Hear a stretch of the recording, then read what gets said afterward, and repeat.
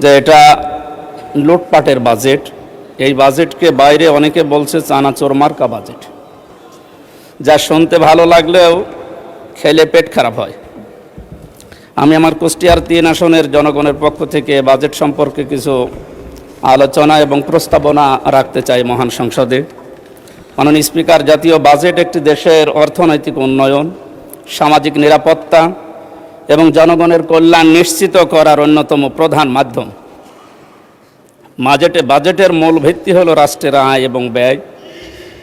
তাই রাষ্ট্রীয় আয় বৃদ্ধির ব্যাপারে যেমন আমাদের সচেষ্ট থাকতে হবে, তেমনি ব্যয়ের ক্ষেত্রেও আরও সজাগ দৃষ্টি রাখা প্রয়োজন। মাননীয় স্পিকার, অতি প্রয়োজনীয় উল্লেখযোগ্য ব্যয়ের খাত চিহ্নিত করে দক্ষ ব্যবস্থাপনার মাধ্যমে জনকল্যাণের স্বার্থে অগ্রাধিকারের ভিত্তিতে যথাযথভাবে ব্যয় করতে হবে, এটাই আমরা মনে করি।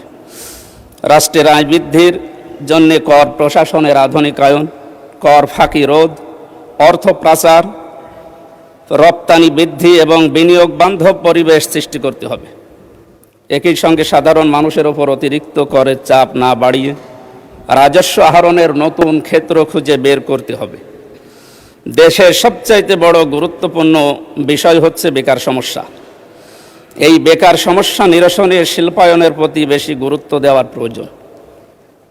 বৈদেশিক রেমিটেন্স বৃদ্ধির প্রতি বিশেষ গুরুত্ব আরোপ করা অধিক প্রয়োজন। মাননীয় স্পিকার, ব্যয়ের ক্ষেত্রে শিক্ষা, স্বাস্থ্য, কৃষি, যোগাযোগ, সামাজিক নিরাপত্তা এবং কর্মসংস্থান খাতকে অগ্রাধিকার প্রদান করতে হবে। মাননীয় স্পিকার, বাংলাদেশ কৃষি নির্ভর একটি দেশ। কৃষিক্ষেত্রে যত উন্নয়ন হবে দেশ তত অর্থ সমৃদ্ধ হবে। এজন্য কৃষকদের স্বল্প মূল্যে সার, বীজ এবং শুল্ক মুক্ত কৃষি সরঞ্জামাদি সরবরাহ করা প্রয়োজন।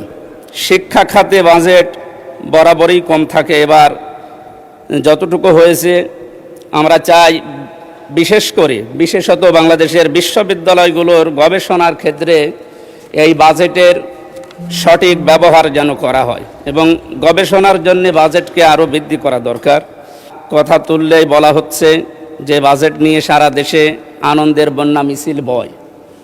তাই আমরা বাজেট 11ই জুন এটা উপস্থাপন করার পর সারা দেশের যে সমস্ত জায়গায় বিক্ষোভ মিছিল এবং মানববন্ধনের মতো যে প্রতিক্রিয়াগুলো দেখলাম, আমার মনে হয় এই মানুষগুলো কি ওনাদের দৃষ্টিতে মানুষ না বা এই দেশের জনগণ না? এরা যদি জনগণ হয় বা মানুষ হয় তাহলে তাদের এই প্রতিক্রিয়া কেন? সুতরাং বাজেট নিয়ে এক্ষেত্রে অর্থ প্রচার রোধে সরকারের সুনির্দিষ্ট কোনো পলিসি আমরা যেহেতু জানতে পারিনি,